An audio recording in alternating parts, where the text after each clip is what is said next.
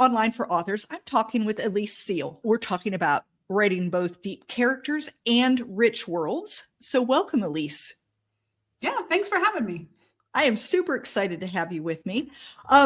You reached out to me because you had heard me talk with someone. And one of the things that I said on that particular episode was that I wasn't a big fantasy reader or sci-fi reader. And as someone who really enjoys that genre, you reached out to me and said, ooh, we have to talk and I have to know more, right? Mm-hmm. But before we dive into why we're together, why don't you give me just a quick little bio about who you are and why you're the person to talk with us about deep characters and rich worlds?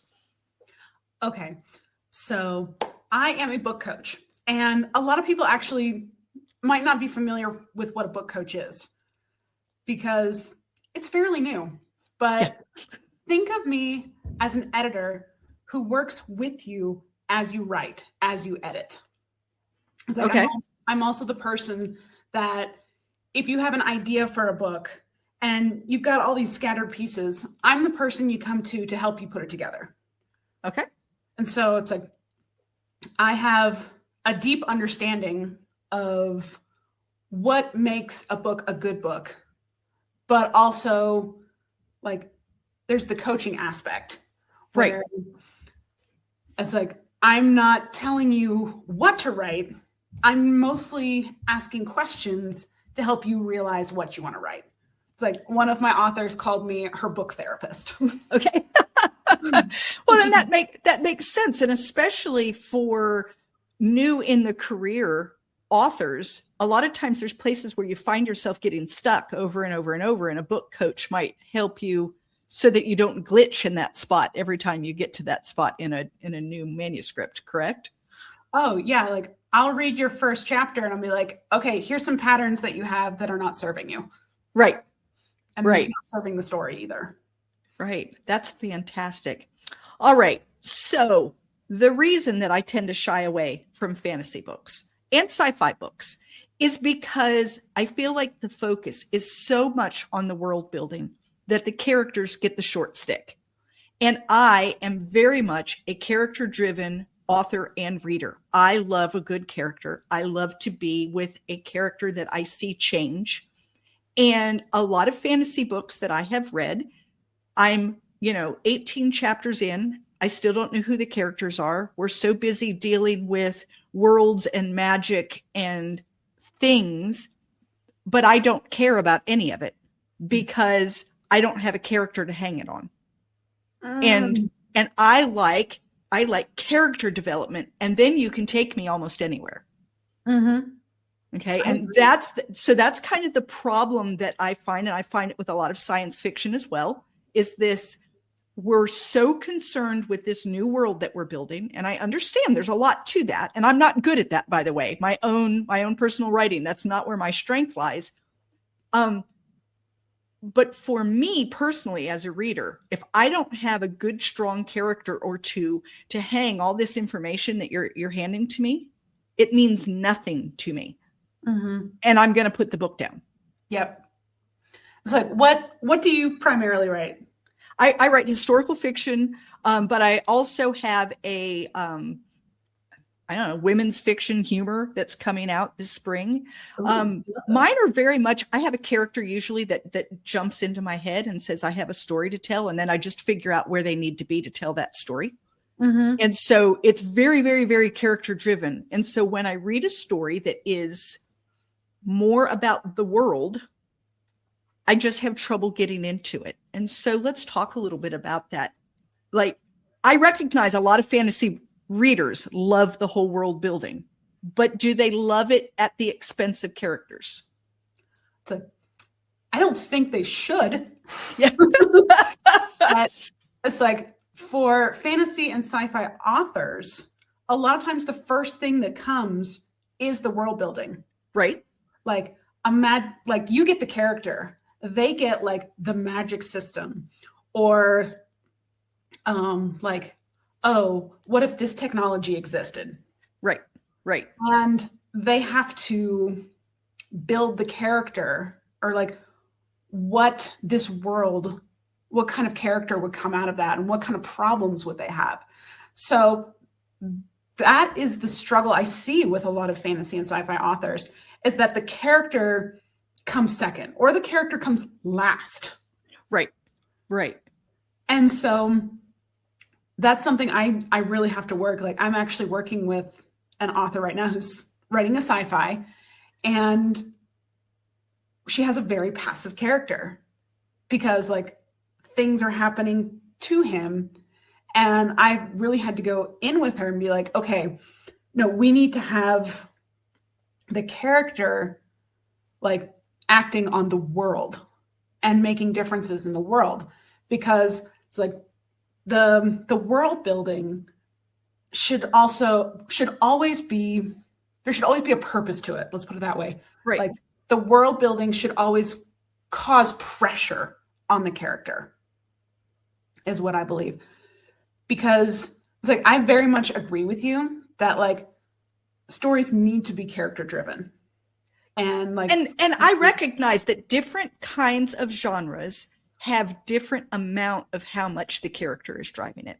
Like in a thriller, there's a lot more about the action that's happening. Like that's really very important. And I get all of that. But even with a thriller, I want to see a character that I can connect with. I need to make that connection, and I need to make it pretty quickly. You know, that's the other thing is sometimes, you know, if I can force myself to read a fantasy that isn't giving me a character, eventually I'll get one. But by that point, you've lost me. You know, I kind of need my character pretty quickly. And I don't know, maybe it's just me as a reader, but I feel like there should be a better balance, and really across all genres, because I have just the opposite problem. My very first book, it was set in Ukraine. And when my editor finished reading it, she said, well, this, you know, I like this and I like this, you know, how they sandwich it all for you. You know, these are good things. But she said, you do not tell us enough about where they are. This could literally be so many places. And it was like, oh, because I'm so involved in my character that I forget about the world. Yeah. And so I have to work really hard to make sure my world is there so that everyone knows what it is that where we're living. And so I have just the opposite problem when I write. So I suspect that as a book coach, you would help someone like me bring in the world, and you help someone else bring in the character. Yeah, because for you, as like, if you're struggling to bring the world in, it's like the first thing I would say is like, okay, what is the purpose of your setting? Because you said it was in Ukraine. It's like, what is special about Ukraine that it has to happen there and not anywhere else? Right. And that's what a fantasy and sci-fi author have to think about as well. And for you with historical fiction, you have to think, why this time period? Right. Right. I'm usually pretty good about why the time period, because the character in my head pretty much dictated it. It's like, you know, well, this has to happen at this point. Like there's no other way for this to happen. But the where, so many times it's kind of like, yeah, what difference does it make? Yeah. But it does make a difference. Like you have to ground people in a space. Yeah. You know, you have to put them somewhere, right? These characters aren't just floating out in the ether. They are somewhere. So yeah, like what kinds of questions do you ask authors to help them bring in both character and world and then connect? Okay. So it's like a lot of the things that we do is, if I'm noticing that there's a lot of world building happening, especially at the beginning. Yeah. Because that is a big problem. Fantasy and sci-fi authors, there's like, oh, I've got to introduce you to this world. You've got to really know where you're at. Everything. Yes. And they think you need to know everything now. Right. And the thing is, you don't. It's like, okay, what do the readers need to know immediately? Like, I'm a huge fan of Brandon Sanderson, amazing fantasy author. It's like, I'll go with Mistborn. It's like the beginning of Mistborn, you see ash falling from the sky, and you are introduced to these people called the Ska. And also their overseers. And so you are seeing immediately, he doesn't have to tell you, you immediately see that the Ska are the ones who are like enslaved and oppressed. Mm-hmm. It's like all of a sudden, you know exactly what the problem is. It's like there is an unjust system here. Right. And so, but you're seeing it through a scene of a Ska who is working in the fields. And all of a sudden, this guy shows up and named Kelsier, and he's kind of changing the status quo. And like, he comes in at night with the rest of the people, and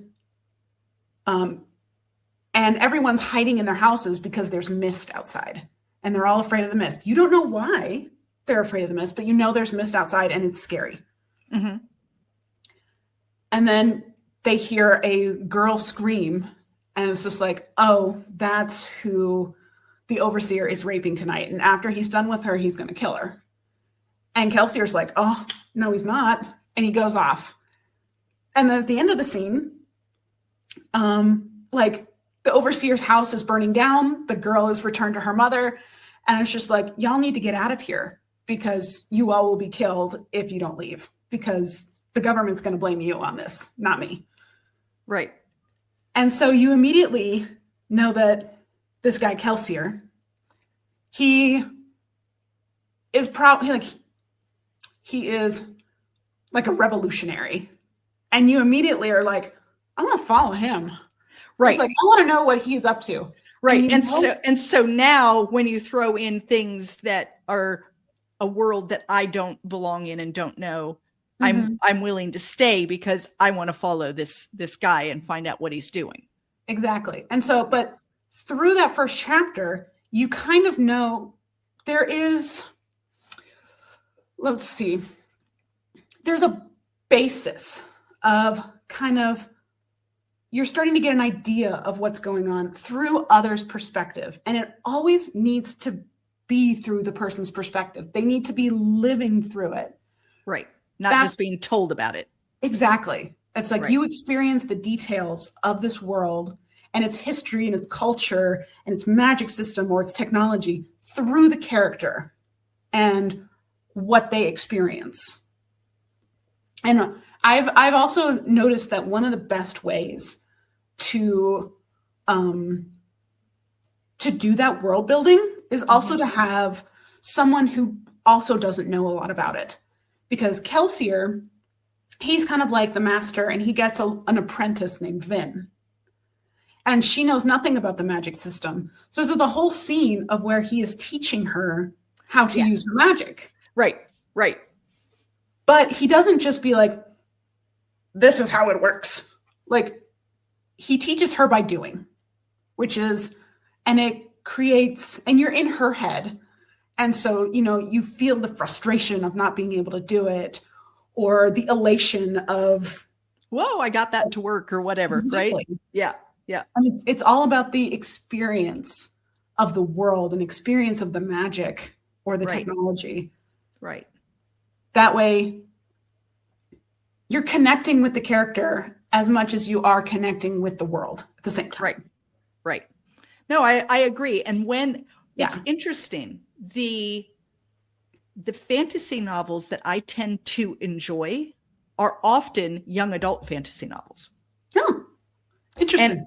And I'm not sure if it's because there's more character involvement in those. I don't know what it is, but they often are more of a young adult, and I enjoy those. The ones that they call high fantasy, which are, 7,000 pages long, and I just have never been able to do them. I get lost long before I'm invested enough. It's like, the first 3 volumes, I'm still learning about the world. I don't even know who lives in it yet. I just, that's the hard part for me. I think the other thing I noticed, I read one not too long ago that I ended up not being able to finish. I was 4 or 5 chapters in. I had met so many people that I couldn't keep up with who was who. They all had names that I could not pronounce and could not spell. So in addition to the fact that there were 17 of them, I couldn't keep them apart. So I had to keep flipping back in the book, trying to figure out which one is speaking now. And they were doing all kinds of magic that made zero sense to me. And I didn't understand some were able to do some things and some weren't, but I couldn't figure out who or why. And none of the people, and I gave up. I understand that. It's like, it was overwhelming. Mm-hmm. And yeah, it's like, there's an epic fantasy that I very much like. It's called The Wheel of Time. Mm-hmm. And that is a problem in it. It's like fantasy does, like, especially like that series is, 13 books, I think. Okay. And there was a very minor character that all of a sudden that is in book 1 that shows up in book 5. And you're like, who are you? Who are you? Right. Yeah. But it's like one of the things to combat that is actually is to make your characters sound different, even as you're writing. Because quite often those kind of books also have multiple POVs. Right. And so even if you don't have multiple POVs, but people need to speak differently. You've got to get into the heads of different people and how they experience in the world. Right. And it has to be obvious to the reader. Yes, 100%. Very quickly. Yes. We can't be reading about them for a long time before we finally figure out who they are. There needs to be something pretty quickly that allows you to say, this is this character. And this is this character. Yeah. Especially if you're going to use names that are significantly different than what you would find in a contemporary fiction book. Names that I don't know how to pronounce and couldn't spell if I tried. Mm-hmm. If you're going to use that kind of name, then you need to be able to somehow in your mind know that when you see that cluster of letters, that's this person who acts this way. Yeah. Right. Or have somebody else give them a nickname. Right. So that we can at least like pronounce their names. And I understand. I mean, I really do. I get how fun that is to like, I'm going to create a name. But, I'd almost rather they be, Stan and Sally, because now at least I've got a name in my head that I can pronounce, that I can stick with someone. It's very difficult sometimes when you're learning about these characters and a world and often magic and spells and other things that you don't know. That's a lot not to know at the very beginning. Yeah. And it's like when it comes to those characters and how they sound differently, because that can get difficult. Right. It's like when it came to, we'll go back to the Wheel of Time. You've got one of the main characters who's one of my favorite. He's a rogue and a trickster and a gambler. And so you can always expect him to be cursing. Right. And to be making jokes and not taking things seriously and kind of complaining. It's like you can definitely feel like his attitude. Mm-hmm. And then there's another character who is part of like a warrior clan, and they have a culture of honor. And so that comes out of her character. And there's another one who she is just perpetually angry with the world. And so her dialogue comes out very clipped, very forceful. Right. And so I just encourage authors to really get into their characters' heads and kind of see how they would speak and how they would act based on that, how to make them different. Do you have, like a rule for like how many characters to introduce, chapter 1, or how many new pieces of magic to introduce in chapter 1? Sometimes I find it to be overwhelming, the amount of information in chapter 1 that I'm trying to assimilate. And so I'm just wondering, is there like a rule of thumb? Maybe, don't introduce more than X number of characters or that kind of thing? Or does it really depend a lot on the specific manuscript? It always depends on the specific manuscript. It's like the only rule that I have, or it's like rule. Yeah. Well, that's what I said too, was, is like, we've got to meet the main character. Right. In the first chapter. And it's like I said, you need to know the most important parts of the world building. And that's it at the beginning. Because, yeah, it's very overwhelming. Like, I read a story lately called Shield of Sparrows or Shield for Sparrows. Oh, can't remember. But that there are 6 countries that make up the continent. Mm-hmm. And they have like political marriages for the royal families to like, keep everyone aligned. There's also some blood magic involved to keep the kings in line. And the reason for this is because there are monsters that come and they have a migration. And during their migration, they kill thousands and thousands of people. And so through that world building, you also see the problem. Like, you see the main conflict. Right. And that's the beauty of the world building. But like, there's so much more to this book. But that's what you need to know at the beginning. Right.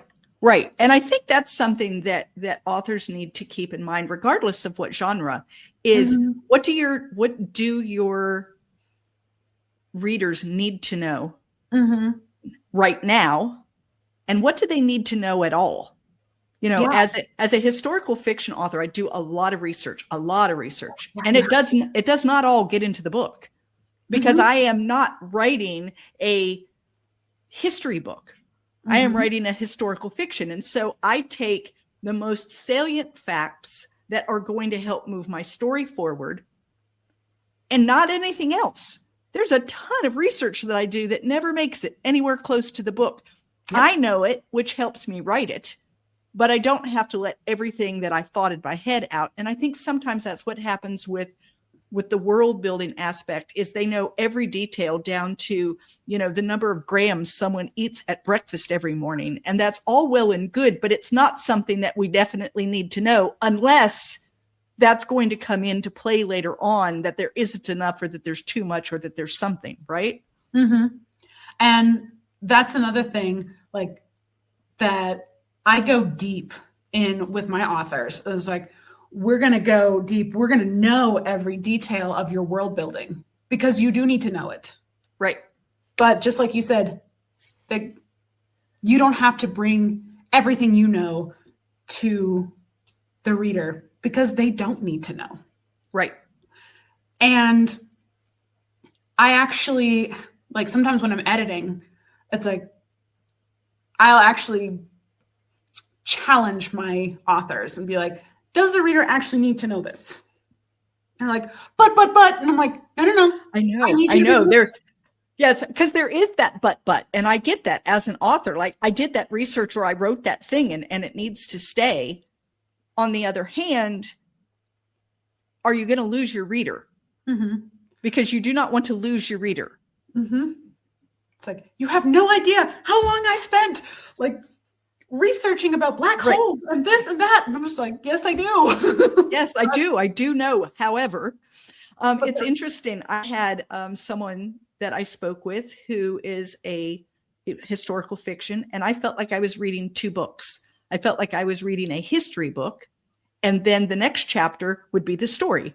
And then I would read a history chapter, and then I would read a story. And he and I talked a lot about that. And I said, you need to find a way to, because he had a good story. The story was really good. Mm-hmm. And the history was very intense. And I said, if you could get your character interacting with the history, and we saw it from their perspective, instead of being told, here's all the history you need to know for this next chapter I'm going to tell you. And so it was very interesting And I think that happens in, like I said, all genres where you get into the tell mode. I need to let my reader know everything there is to know about. And really, most often they need to know about, I don't know, 5%, 10% of whatever it is that you've studied. Yeah. And then it's like, also, if you give them all the information at the beginning, not only are they going to be overwhelmed, but there's no more to learn. Right. It's like, right. We want to learn more and experience more of the world through the story. Well, and then when something happens and it's a twist, you can find out about something in the world at that twist that you didn't know before, but now you know, and you recognize how this is going to, mess everything up now, or whatever it is. It's you don't have to tell everything up front. Yeah. It's like, because it's like the world building should always force character growth. Right. Like, it should always, like, I tell people, like, what part of your world building is causing problems for your character that forces them to problem solve and forces them to grow as a person. Right. Because that is its purpose. I love that. I think if more people were following your advice, I might actually enjoy more fantasy and science fiction. And so I'm always surprised when I read a fantasy or science fiction and enjoy it. And I have read several that I'm like, oh, I actually liked that one. And tell me one that you liked. So I read ones that you've probably never heard of, because I read a lot of indie author books. Nice. And so I'm not, they're not ones that anyone else has heard of, because these are new young authors who don't have a platform out there yet. But when I read one that catches me, I always say, why? Why did this one catch me? And every time it's because very quickly there was a character that I wanted to know more about. Yeah. And because I wanted to know more about the character, I am willing to go along with you on this ride into things that are making me suspend my belief a little bit, and that kind of thing. I have a hard time. I'm a very reality-based person. And so if you're going to get me to go and play with magic and do other things, you have to make me want to know why I'm there. And that's going to be a character. If I'm going to suspend my belief, I need to be involved enough with the character that I'm willing to go with you. Yeah, you actually hit it right on the head. It's, why do I care? Yeah. Because like, authors are so often, it's like, you've been in this world, you've thought about it so much, and you love it so much because you have created it. Right. You're like, oh, but like, look at this. It's kind of like you're showing off a new dress, and it's like, look, it has pockets. It has pockets. Yeah. It's like no one else cares because they can't use them. Right. Exactly. Unless they're going out to buy the dress themselves, they don't care that it has pockets. But yeah, you're right. That is true. It's helping. You need to get your reader hooked. And for a lot of people, the hook is connection to a character. It's connection to a character, and also like, hey, look, this character is having a problem. Yes. And it's like, this problem has been going on for a while, but it's about to hit its tipping point. Yeah. And I want to know what they're going to do next. Yeah. Like, how are they going to handle it? Yeah, absolutely. Yeah. So when you read a manuscript and you see that it is maybe front heavy in world building, or completely lacking in world building, and it's so character heavy that you don't even know where they are, how do you help nudge an author into the right direction? It's like, we're going to start with the world building is too much. Yeah. Like, quite often I'll do this for like the first chapter. I will highlight like all the world building where there is no character action or conflict. Okay. And I'll show them how much there really is, and explain, like, you're losing people here.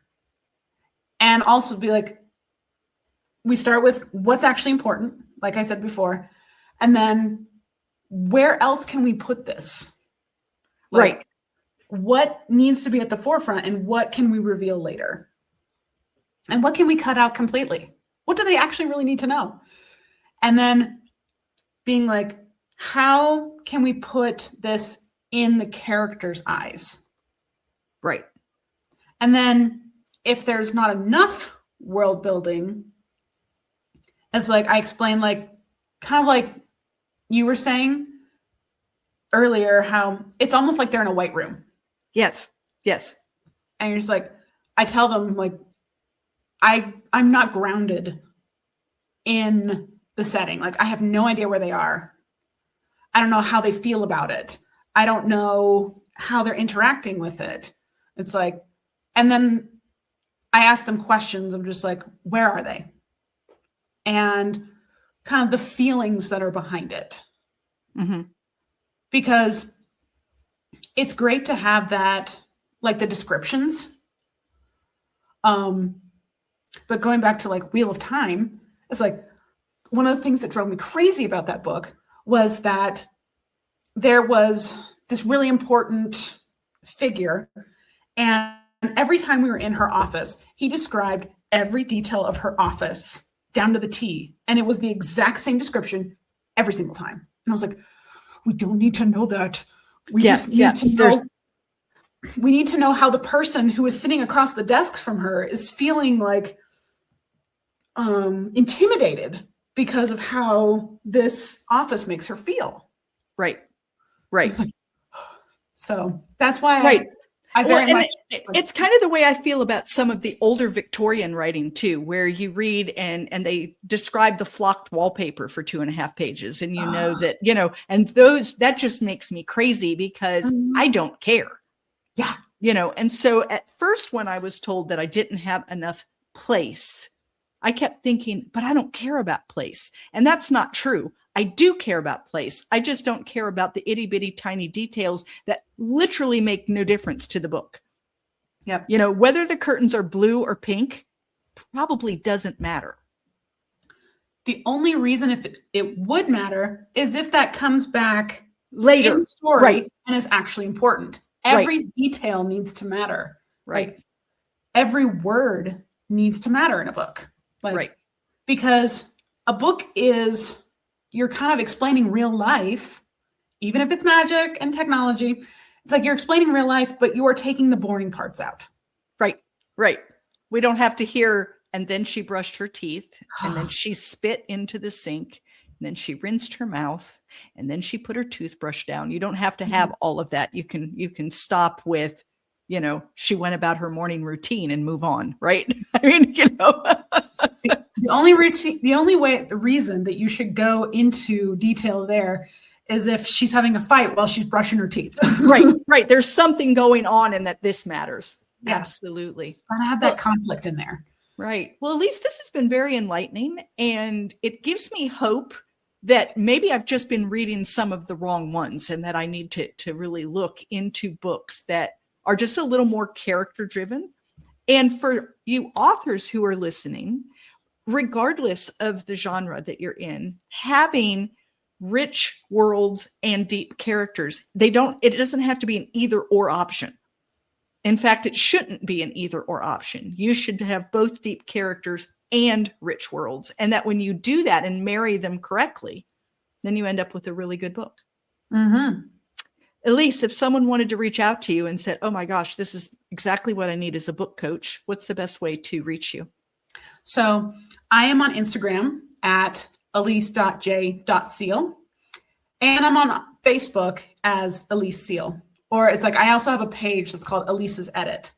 Okay. And honestly, slide into my DMs. Okay. And tell me what you're struggling with. It's like I said, I work with people from like, you've got an idea and you don't know what to do with it, to writing your first draft and you're stuck, to editing and you don't know what's wrong, or you do know what's wrong and you don't know how to fix it. Okay. And I've even worked with people who are like, I have pitched to so many people and it's not going anywhere. and I'm just getting rejection after rejection. Right. So wonderful. I work with people through the entire process. And I also, it's like, if you want, it's like, I have a freebie that is called the mini blueprint. Okay. And it is basically, you get your entire book on one page. And if you can do that, a lot of times you will see the gaps or where things don't connect. And if you can't see it, send it to me and I can. And I can kind of guide you in the right direction. I'm just like, here's where things don't connect. And where can people find the freebie? DM me and I will send it to you. Fantastic. So guys, I will have everything in the show notes so that you'll be able to reach out to Elyse. Definitely take her up on her free offer because, if she can help you move your book forward, that's a fantastic thing. And Elyse, I want to thank you so much for being with me today. Yeah, thanks. I love this conversation, Terry. Wonderful. Thank you for listening to Online for Authors, where I, Terry M. Brown, author of character-driven fiction and host of the podcast, introduce readers to characters they'd love to invite to lunch. Tune in next Tuesday for another podcast episode.